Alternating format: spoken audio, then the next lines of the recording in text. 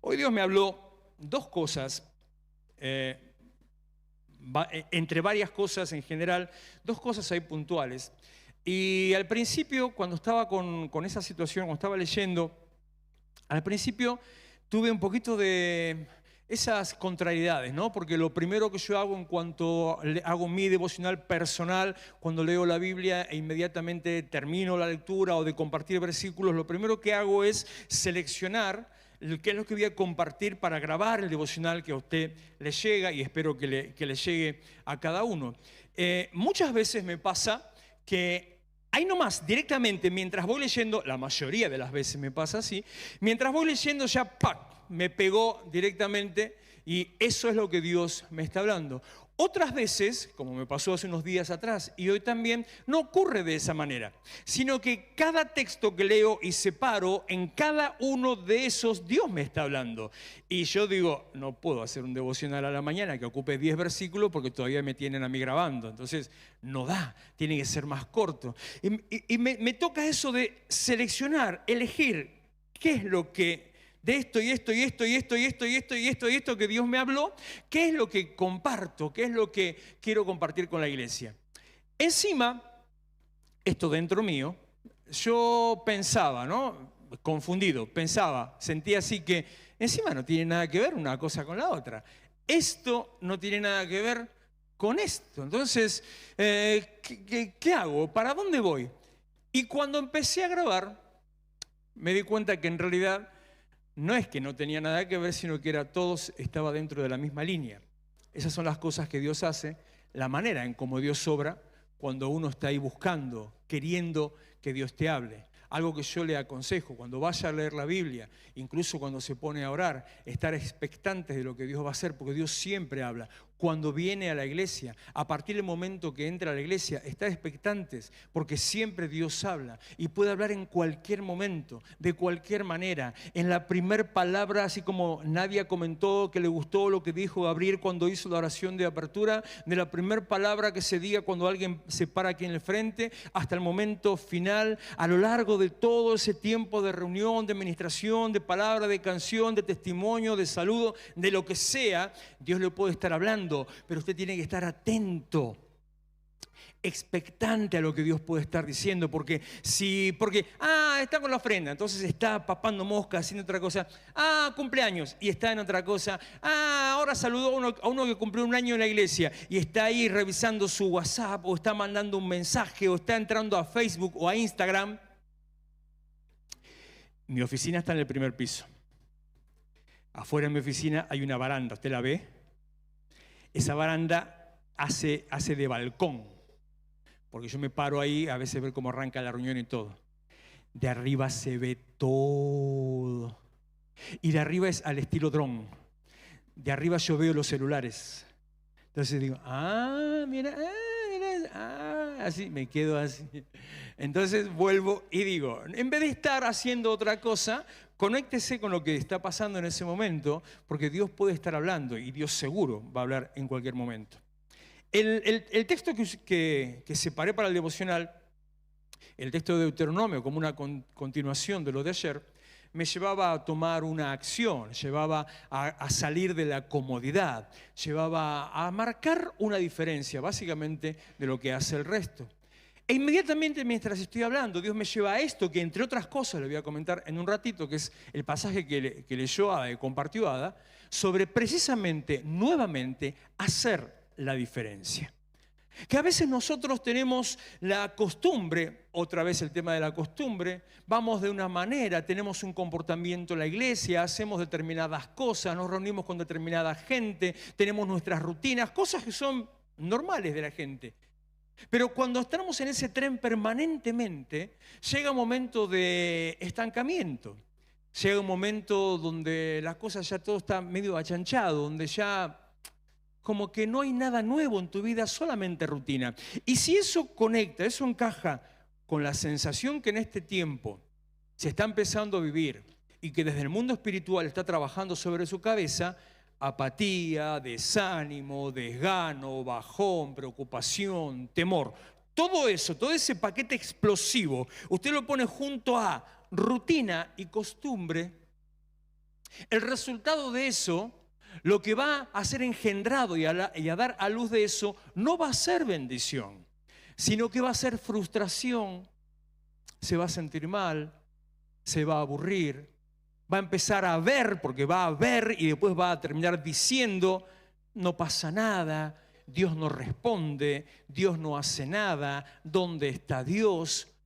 Va a empezar, como algo que hablé ayer con una persona, va a empezar, sea cual sea la situación en lo personal, a volver a algunas costumbres de antes, a cosas que ya había dejado, a cosas que ya estaban fuera en su vida, ya no tenía nada que ver.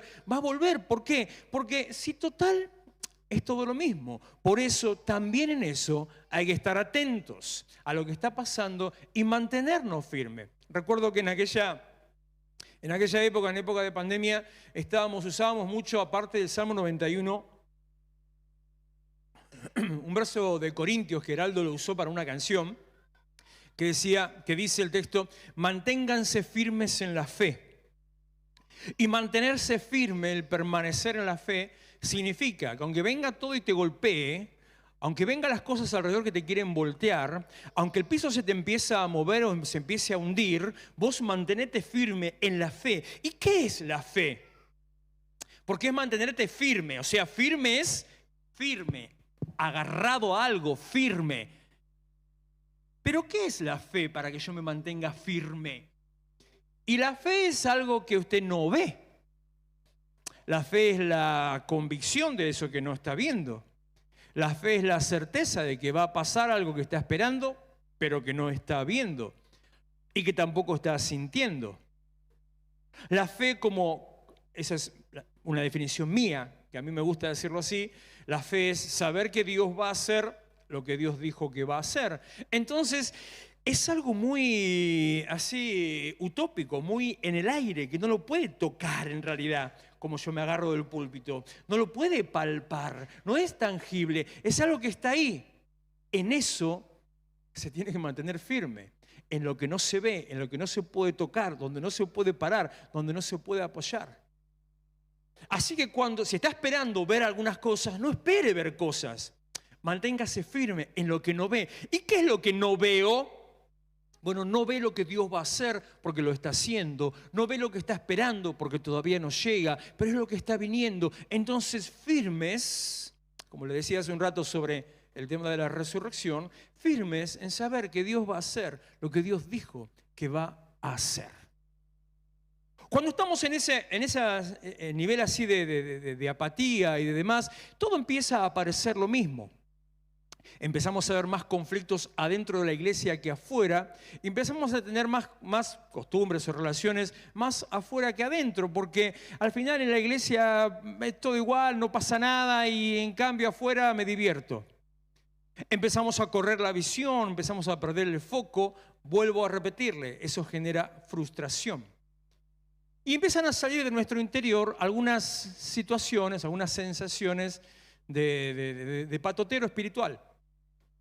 Nos hacemos los piqueteros, empezamos a ser rebeldes, nos plantamos, nos enojamos, al punto de no voy más a la iglesia, o no oro más, o no hago más un devocional, o no leo la Biblia, o lo que sea. Tomo una actitud de rebeldía. Me quiero levantar, me quiero imponer contra lo que está pasando a mi alrededor porque yo estoy aburrido. Nada pasa en mí, nada cambia. Entonces volvemos a las cosas del pasado, o a las cosas viejas, o a las costumbres viejas.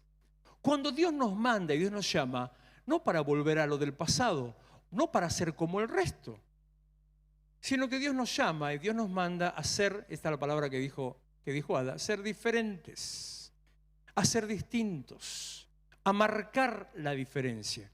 Aunque eso siempre tiene un precio para pagar. El ser distinto, primeramente sea señalado, o ser distinto puede llegar a ser burlado o criticado. Eso siempre hay un precio para pagar. Pero Dios nos llama para eso, a ser distintos. Recordaba esta mañana, y capaz que alguno de ustedes lo va a recordar también, ¿conoce o conocía el programa Los Simuladores? ¿Veía Los Simuladores? ¿Le gustaban los simuladores? Le digo que está en Netflix, los puede ver todavía si quiere, así que puede meterse ahí y los va a encontrar. Lástima, En aquella época no se le decía serie, hoy le decimos una serie, era simplemente un unitario. Lástima que no continuó y nunca lo pudieron volver a hacer porque en una entrevista que escuché una vez al director y al creador, a Damián Cifrón, dijo que era demasiado costoso cada capítulo, la producción que tenía cada capítulo era demasiado costoso. Había que poner mucha plata, no costoso de tiempo de trabajo, sino de plata. Había que poner mucho para hacer y yo no sé si usted conoce un país que se llama Argentina, donde las cosas, todo lo que usted quiera hacer a lo grande no funciona. O lo hace a medias o lo deja de hacer. Eso es lo que les pasa a aquellos que no tienen fe. Porque nosotros aprendimos, esta mañana hablaba con un pastor, la historia que ya muchos conocen, nos mudamos acá en plena cuarentena, el día que empezó la cuarentena, teníamos que mudarnos, no nos podemos mudar, estuvimos 3 meses esperando, después empezamos la mudanza,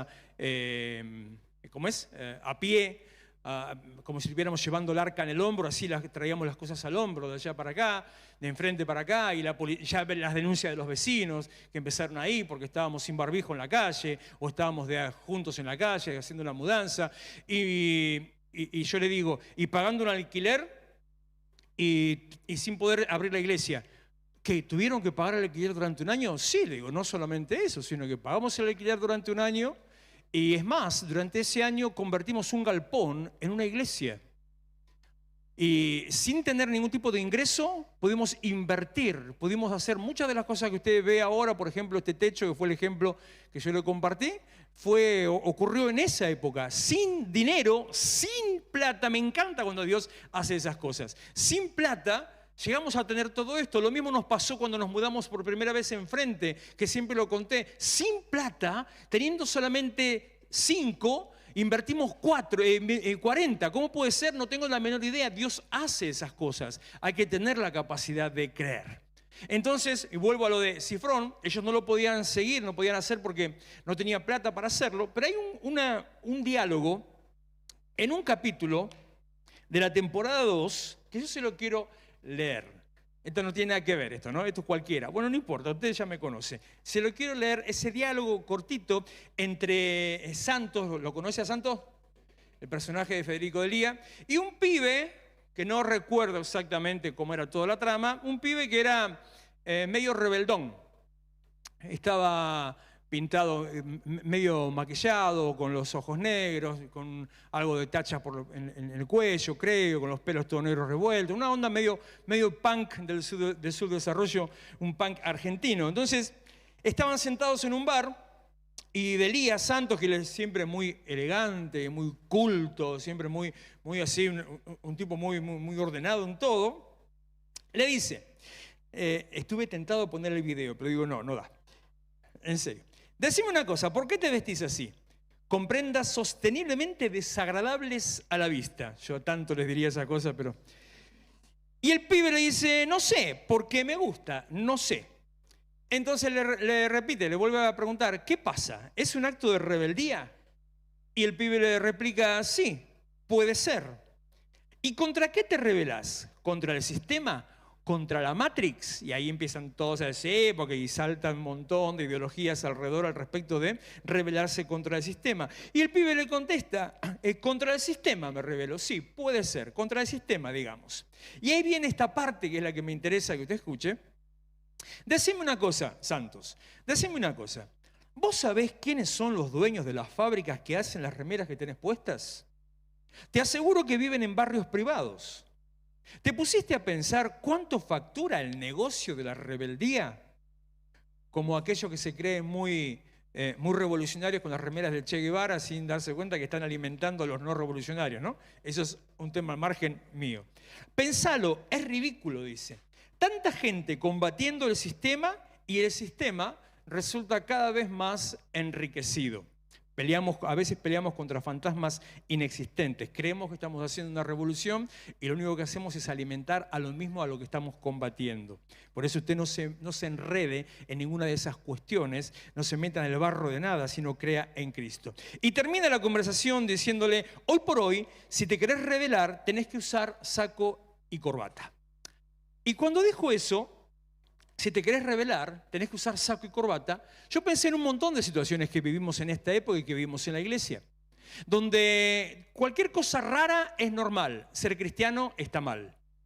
Cualquier cosa rara es cool, es moderna, es aceptable. Mirá, qué bien, qué bueno, y es digno de felicitación. Usted dice, leo la Biblia y sos un fanático, sos peligroso, sos medio esquizofrénico, hay que tener cuidado con vos. Donde el sistema o el mundo va por un lado y la iglesia va por otro lado totalmente distinto. Pero mientras la iglesia va por un lado totalmente distinto, muchas veces la iglesia como cuerpo empezamos a mirar para atrás y queremos seguir respondiendo a ese sistema. ¿Sabe que en el caso de este muchacho, la rebeldía y la transgresión son características típicas de la adolescencia? El adolescente es rebelde. Bienvenidos los adolescentes presentes, gloria a Dios por ustedes. El adolescente es rebelde, el adolescente es transgresor. Y ambas cosas, rebeldía y transgresión, no solamente son una característica del adolescente, sino que también deberían ser, o son, una característica de la iglesia. Y puede ser que alguno de golpe se rasga las vestiduras, porque yo digo la iglesia tiene que ser rebelde, y dice, no, al contrario, todo lo contrario, el rebelde es lo que más se opone a la iglesia. ¿Cuántos más de una vez en algún lugar o en alguna iglesia te tildaron, vos sos un rebelde? Y por eso te disciplinaron o te quisieron echar o te fuiste o te quisiste ir por rebelde, y tal vez solamente por el hecho de pensar distinto. ¿A quién le dijeron rebelde alguna vez? Levante la mano. ¿A quién le dijeron rebelde? ¡Opa! ¿Qué pasó ahí? Y el ser rebelde, yo también, no levanto la mano para que la levante usted, sino yo también. El ser rebelde es solamente eso, la característica de pensar distinto, de querer ser distinto. En el caso mío, yo a muchos se los he dicho y se lo repito. Yo a los rebeldes los reconozco hasta por la manera de caminar. Aunque estén caminando de espaldas, yo ya le saqué la ficha y digo, este es rebelde. Y hasta el día de hoy no me equivoqué en ninguno. Absolutamente. Hay que empezar a mirarlo con 4 ojos o tenerlo cortito, porque este es rebelde. ¿Es un problema la rebeldía? No. El problema de la rebeldía es cuando se desboca. El problema de la rebeldía es cuando empieza a tomar un curso que no le corresponde, se empieza a ir por lugares que no tiene que irse. Pero la rebeldía en realidad es necesaria, es algo natural. En el adolescente es una herramienta para encontrar su propia personalidad. Es una herramienta para empezar a tener identidad propia. Es la única manera de poder despegarse de la inocencia de la infancia y empezar a alcanzar o entrar en la madurez de la adultez. Es a través de la adolescencia y a través del rompimiento. El adolescente necesita romper el sistema en el cual estaba porque no sabe cómo salir de ahí. Y la única manera para salir de ahí es a las patadas. Entonces se le agarra las patadas con todo el mundo, se pelea con la madre, se pelea con el padre, se pelea en la escuela, se pelea con todo lo que representa autoridad porque está trabajando su propia identidad para alcanzar otra cosa nueva. Y entonces aparece algo muy loco, muy gracioso en la adolescencia. Si usted no es adolescente y le pasa esto, tiene que empezar a rever su ADN y a corregirse. Empieza a aparecer algo que se llama conciencia grupal o conciencia social, que es que de golpe me junto con aquellos que piensan igual que yo, se visten igual que yo o el mismo estilo, hablan los mismos códigos o las mismas palabras, tipo corte arre. Que vamos a los mismos lados o compartimos las mismas experiencias o tal vez, bueno, seguramente escuchamos la misma música o que hacemos las mismas cosas. Entonces es muy loco porque te rebelás contra un sistema para poder pertenecer a un sistema. Y habiendo sido súper rebelde, qué piola que sos, de tan rebelde, terminás siendo parte de otro sistema. Como el de las remeras que le decía Santos al pibe este. Terminas siendo parte de un nuevo sistema que te absorbe del mismo modo, que te usa del mismo modo y que no va para ningún lado. No va para ningún lado. Ahora sí, esa cuota de rebeldía es necesaria y es buena. Jesús fue un rebelde, o mejor le diría, un transgresor.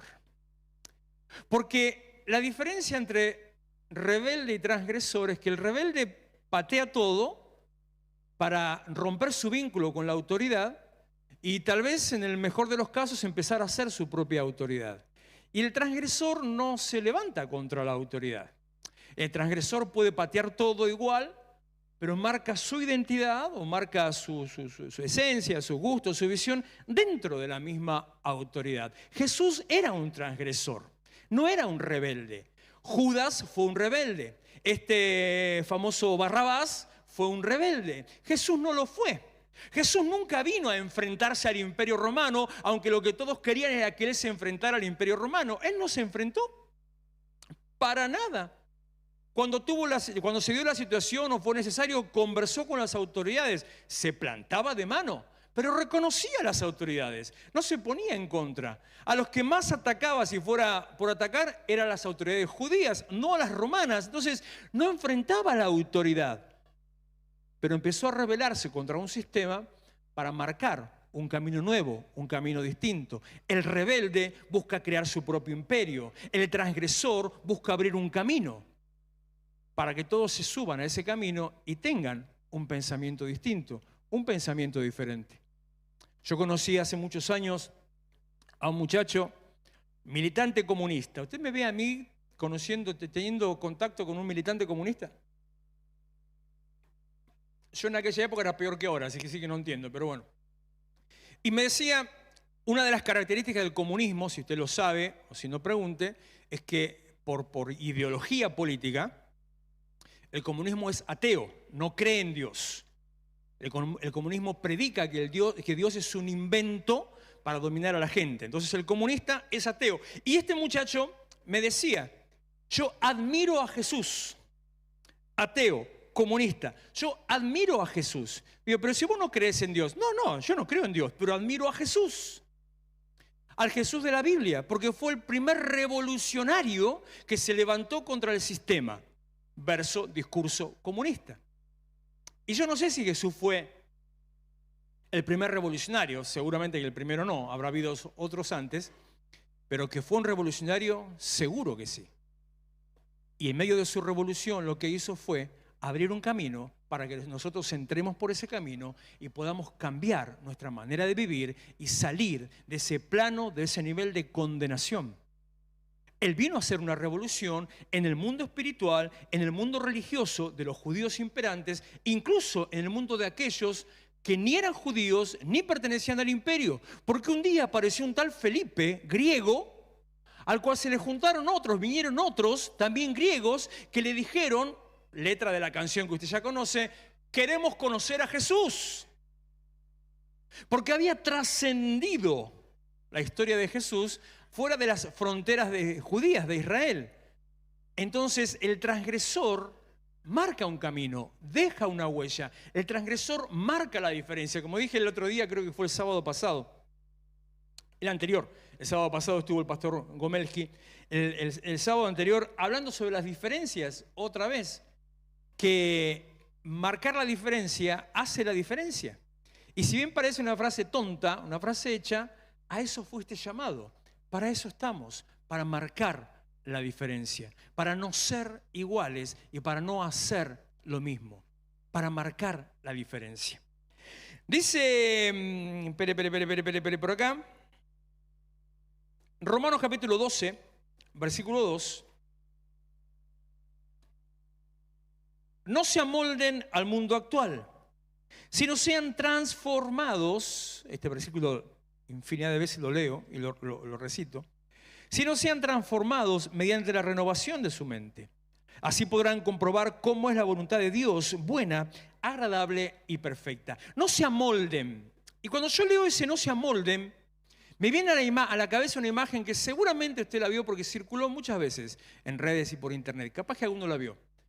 Una foto, obviamente hecho a propósito, trabajado, donde hay una cabeza de ajo que le falta un diente y en ese lugar que le falta, en el diente que le falta, metieron un gajo de mandarina. ¿Vio alguna vez esa imagen? Bien, viste que yo sabía que se veía. Encajaba perfecto, se entraba justo, tenía la misma forma, ocupaba el lugar, llenaba el lugar. O sea, si usted miraba, si le ponía una cobertura, miraba la cabeza de ajo y estaba completita, no le faltaba nada. Pero sin embargo, por más que el gajo de mandarina encaje perfecto en la cabeza de ajo, no era un ajo. Siguió siendo mandarina. Y aunque el ajo le hayan encajado en la mandarina, no es un ajo completo. Es un ajo que le faltaba una parte y estaba cubierta con una mandarina. Encajar no significa pertenecer. Tener conciencia grupal, como los adolescentes, no significa pertenecer. Esa necesidad de encajar, esa necesidad de pertenecer, una de las columnas de la guerra espiritual, que algún día lo aprenderá, tiene que ver con el momento en que Dios echó a Adán y Eva del huerto. Se generó ahí un vacío. Se rompió un vínculo de identidad y de pertenencia. De golpe era su lugar. Ahí podemos decir que habían nacido. No nacieron, pero podemos decir que ahí habían nacido. Ahí vivieron, ahí establecieron su reino. Ahí empezó a formarse o empezaría a formarse luego su familia. No sé los miles de años tal vez que pueden haber vivido antes del momento de la serpiente y de la caída y demás. Y de golpe todo aquello que tenían, todo lo que era su mundo, se perdió por haber desobedecido el plan. Entonces Dios le dice, fuera, ya no pertenecen a este lugar. Y a partir de ahí quedó en el corazón del ser humano un agujero de una necesidad de pertenecer. Por eso el adolescente hace lo que hace y por eso todos en algún momento de nuestra vida hacemos lo que sea con tal de encajar en algún grupo. Nos adaptamos, nos amoldamos para ser aceptado. Porque dentro nuestro está ese conflicto, la falta de pertenencia y la falta de aceptación. Pero Dios dice, no se amolden. No adaptes tu forma. No cambies tu manera de pensar. Aquello que estás empezando a recibir, lo que Dios te dijo para vos como debería ser, no te amoldes al mundo actual. No te hagas lo que sea para encajar en un lugar al que no perteneces.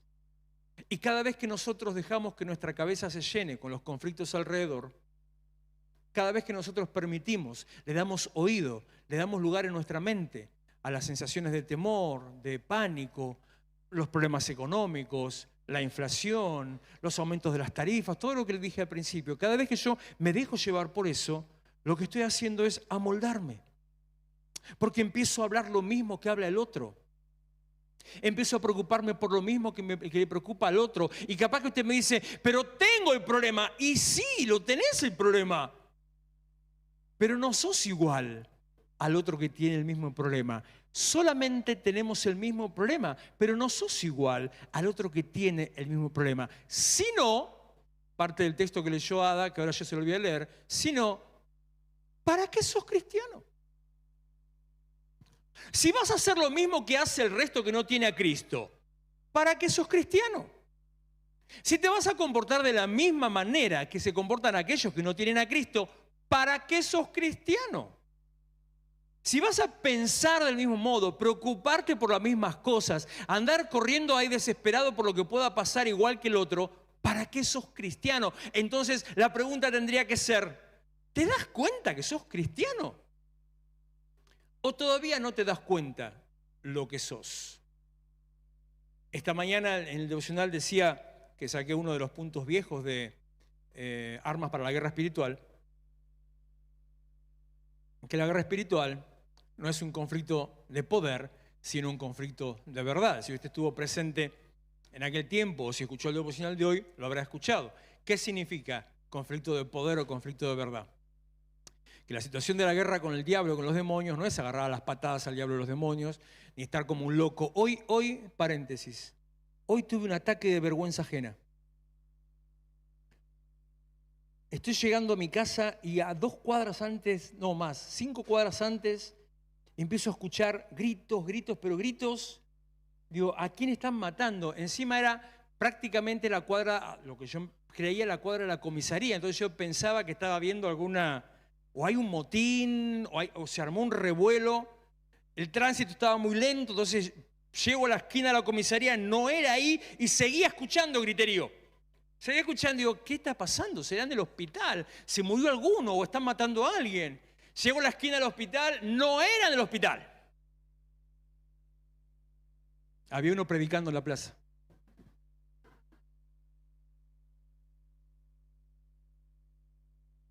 Me dio una gana de bajar del auto. Digo, no, no corresponde, no. Y tranquilamente uno podría llegar a decir, pero ¿no ves? Está siendo distinto que el resto. Está marcando la diferencia. Sí. Pero marcando la diferencia de tal manera que lo que hace que vos hagas, no quieras saber nada con lo que ese hombre está diciendo. Porque si yo paso por un lugar y donde hay un loco trastornado que te empieza a gritar, a decir, ¡porque Jesucristo hay vida!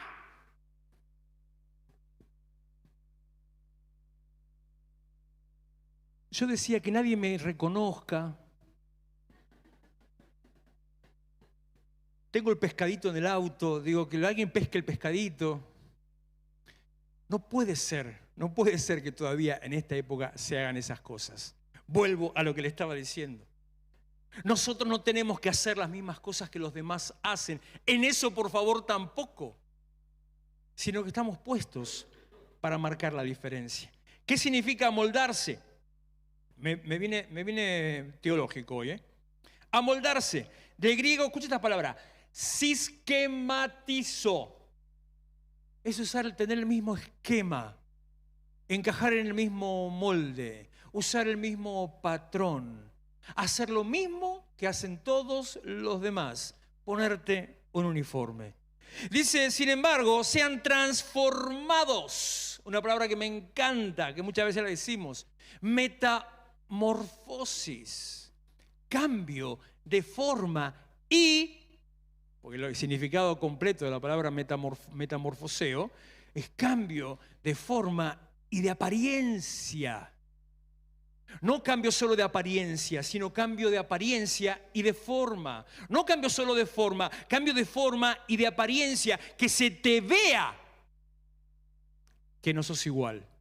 Que se vea que en vos hay algo distinto. Que se note que dentro de vos hay algo distinto. Dice, sean transformados por medio de la renovación. Esta palabra está rara, pero está buena. Anacainosis. Está copada. Me suena a remedio, antibiótico parece, ¿no? Anacainosis. Hacer todo nuevo. Que todas las cosas sean nuevas. Una renovación, un cambio total, espiritual, moral, material. Un cambio completo en tu vida. Sean transformados por medio de la renovación de tu mente. La palabra que se me fue a la cabeza, ¿cómo es la palabra de esta mente? Nous, intelecto, capacidad, pensamiento, conocimiento. Que cambies la manera de pensar y así vas a cambiar tu manera de comportarte. No fuimos llamados a hacer lo mismo. Hoy en esta época, como le dijo Santos al pibe ese, al adolescente, en los simuladores, si querés ser rebelde, tenés que ser cristiano. Dice Lucas capítulo 6, versículo 27. Pero a ustedes que me escuchan, yo también digo como dijo Ada, cada vez que leo el Sermón del Monte para mí es un cachetazo, me da un sopapo directamente. Pero a ustedes que me escuchan les digo, amen a sus enemigos, hagan bien a quienes los odian, bendigan a quienes los maldicen, oren por quienes los maltratan. Si alguien te pega en la mejilla, vuélvele también la otra. Si alguien te quita la capa, no le impidas que se lleve también la camisa. Dale a todo el que te pida, esta está muy buena. Y si alguien te lleva lo que es tuyo, no se lo reclames. ¿Se da cuenta que necesitamos ser transformados? ¿Se da cuenta que cada vez que leemos esto es un sopapo? Si alguien se lleva lo que es tuyo, no se lo reclames. Estamos fritos. Estamos mal. Traten a los demás tal y como quieren que ellos los traten a ustedes, lo que es conocido en la tradición cristiana como la regla de oro. Traten a los demás como quieren que los demás los traten a ustedes. Está basado en el principio de siembra y cosecha. ¿Querés recibir X cosa? Da, sembrá X cosa. ¿Querés que te traten bien? Trata bien. Pero yo trato bien y me tratan mal. No importa, seguí tratando bien porque ese no, otro te va a tratar bien y te va a abrir caminos y va a ser de bendición para vos. ¿Qué mérito tienen ustedes? Esto es lo que le decía recién. ¿Qué mérito tienen ustedes al amar solamente a quienes los aman? Aún los pecadores lo hacen así. ¿Y qué mérito tienen ustedes al hacer bien a quienes les hacen bien? Aún los pecadores actúan así. ¿Y qué mérito tienen ustedes al dar prestado a quienes pueden corresponderles? Aún los pecadores se prestan entre sí, esperando recibir el mismo trato. Ustedes, por el contrario, amen a sus enemigos. ¿Quién tiene un enemigo? A ver, levante la mano. ¿Quién tiene enemigos? Sea sincero en el nombre de Jesús. Ah, mirá, así van haciéndose. Haga una cosa, haga un ejercicio conmigo, ¿ver? En serio, enemigo, ¿eh? No que la vecina le tira la basura en su vereda, nada, eso no. Eso es simplemente ser complicado, por no decir otra palabra. Enemigo. Visualícenlo. Vamos a hacer un poco de terapia extraña. De nueva era. Me sacan este pedacito filmado, ya me condenan directamente. Visualícenlo. Mírenle la carita a su enemigo. ¿Lo está mirando? ¿Lo está viendo? Ahora empiece a amarlo. Amarlo. ¿Por qué se ríen? Amarlo. Amarlo. A desear que le vaya bien, a darle un besito. Procurar que se sienta cómodo, que esté bien. Desearle buenas noches y buen día mañana a la mañana. Mandarle un mensajito, Dios te bendiga. Dios te bendiga, no Dios te bendiga.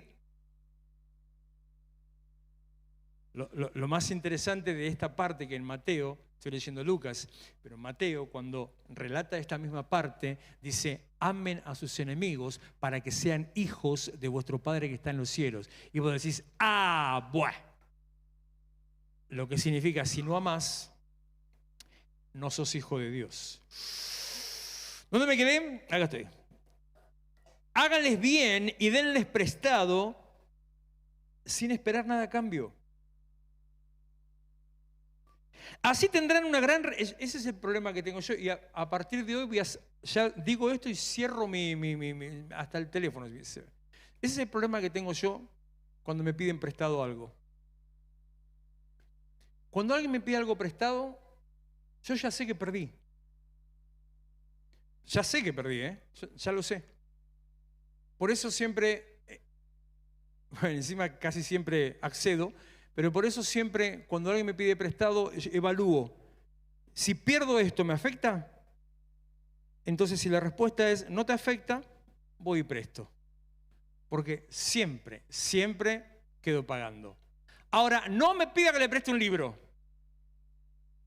Jamás eso va a suceder. Si puedo, se lo regalo o le compro otro, pero prestarle un libro mío, jamás eso va a suceder. Denles prestado sin esperar nada a cambio, así tendrán una gran recompensa y serán hijos del Altísimo. Mira, acá lo decía también. Y serán hijos del Altísimo porque Él es bondadoso con los ingratos y malvados. Sean compasivos, así como su Padre es compasivo. No juzguen y no se les juzgará. No condenen y no se les condenará. Perdonen y se les perdonará. En el reino de los cielos todo gira alrededor de la siembra y la cosecha. Den y se les dará. Se les echará en el regazo una medida llena, apretada, sacudida y desbordante. Porque con la medida con que midan a otros, se les medirá a ustedes. ¿Y sabe qué quiere decir eso? Me detengo en eso y ya termino. Es una cosita más que le digo ahora y ya termino. ¿Qué significa eso de medida llena, apretada, sacudida, desbordante? Le voy a hacer el ejemplo para que usted entienda lo que Dios está diciendo cuando usted actúe de la manera correcta. No la manera que se le dé la gana, sino la manera correcta. Uno de los sistemas de ofrenda que tenía que presentarse en alguna época particular, en este caso en Pentecostés, en la época de las primicias, la gente tenía que ir con unas canastas a presentarle al Señor una ofrenda en granos, como resultado de las primicias de las cosechas. Entonces había que meter unas canastas redondas y ahí meter el grano. Y los judíos, los israelitas, tenían que hacer un ritual cuando se acercaban al altar para entregar esa ofrenda. Tenían que tenerla en la canasta, ir haciendo un bailecito, así, caminar por el pasillo, en fila, como pasa usted a la ofrenda o a la Santa Cena, pasar así, no te rías, ¿verdad? Ir así hasta el altar. ¿Por qué? Porque si estaba trochando a Dios y le quería dar poco, con el movimiento de mecerla y los capaz 50 o 100 metros hasta llegar al altar, todo eso se empezaba a acomodar. Y resultó ser que usted le iba a dar una canasta llena y resultó ser que era la mitad. Entonces no, tiene que ser, la ofrenda que usted le da al Señor tiene que ser, esa frase la habrán leído, una ofrenda mecida. Significa que esté totalmente comprobada que está llena. Bueno, ahora eso le dice Dios a usted, que lo que va a recibir es algo que esté mecido, rebosante, desbordante, que no hay lugar para que entre nada más, algo que está a reventar, lo que Dios puede darle, lo que Dios está dispuesto a darle. Termino.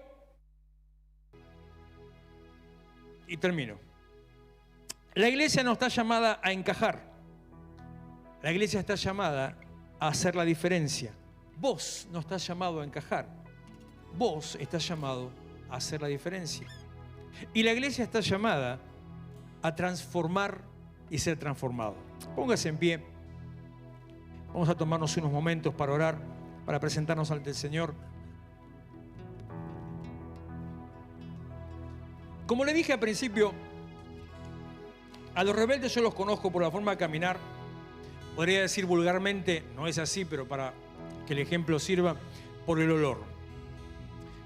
Ya sabes cómo actúa, te das cuenta de lo que hace, lo que siente. ¿Por qué digo eso? Porque yo siempre fui y sigo siendo un rebelde. A mí me parece, yo amo ser un transgresor, amo romper esquemas y estructuras.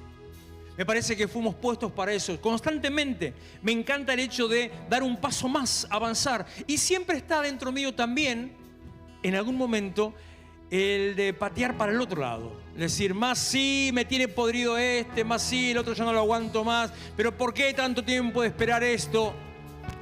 Pero con los años en el Señor uno aprende a amoldarse a eso, a frenarse y a callarse la boca. Entonces digo, si puedo ser rebelde, en vez de ser rebelde, prefiero y me quedo con ser un transgresor. Por eso usted tiene que tomar hoy una decisión en su vida, en su corazón. ¿Qué tipo de relación quiere tener con Dios, con la iglesia y con el mundo, con la Matrix? ¿Qué tipo de relación tiene que tener respecto de aquel con el que se encuentra, la persona a la que le va a hablar? ¿Cómo se va a comportar cuando se encuentra con alguien que está pasando lo mismo que usted, que tiene que pagar los mismos impuestos, que le llegaron las mismas boletas, que está en la misma crisis, que tiene el mismo problema? ¿Cómo se va a comportar? Se va a poner delante del otro y decir, sí, a vos te parece, y empiezan a despotricar. Desde Macri hasta Rivadavia o Hipólito Yrigoyen, empieza todo desde Macri. De Milei hasta Yrigoyen le empieza a dar a todo, no se salva ni uno. Sí, porque pim, pam, pum, pam, pam. Buenísimo, ¿y qué ganás? No, porque mirá que que lo que hizo, que lo que se robó, que... ¿Y qué ganás? No, pero que son todos iguales y a vos te parece y no alcanza y vas al mercado y mirás los precios. ¿Y qué ganás? Digo, por decirle a alguien que no te alcanzó para comprar lo que querías comprar, ¿lo vas a poder comprar? No estamos puestos para ser rebeldes, estamos puestos para ser transgresores y para transformar. Y al mismo tiempo te digo, si querés marcar la diferencia y comportarte como un transgresor, lo que tenés que hacer es seguir a Cristo, que rompe los esquemas, que rompe las estructuras, que cambia la manera de pensar y te lleva por delante por un camino distinto, un camino de bendición. A veces los problemas que nos rodean, situaciones personales que vivimos, algunos momentos dolorosos como vivimos esta semana, te llevan a replantearte un montón de cosas. Y vos decís, pero ¿y las promesas? Y las promesas siguen estando. Porque Dios está por encima aún de las aflicciones, porque Juan 16:33 dice, en el mundo tendrán aflicción. No es una opción, En el mundo tendrás. Vas a tener un problema, vas a tener conflicto, vas a tener un dolor, vas a tener una pérdida, vas a tener una angustia. Lo vas a tener, lo vas a vivir. Pero confíen, crean. Que si en vez de ser rebeldes somos transgresores, en vez de ser lo mismo que los demás, rompemos ese esquema y hacemos lo que Cristo nos pide, entonces lo que vamos a recibir es una ofrenda mecida, abundante, rebosante y el cumplimiento de las promesas sobre nuestra vida.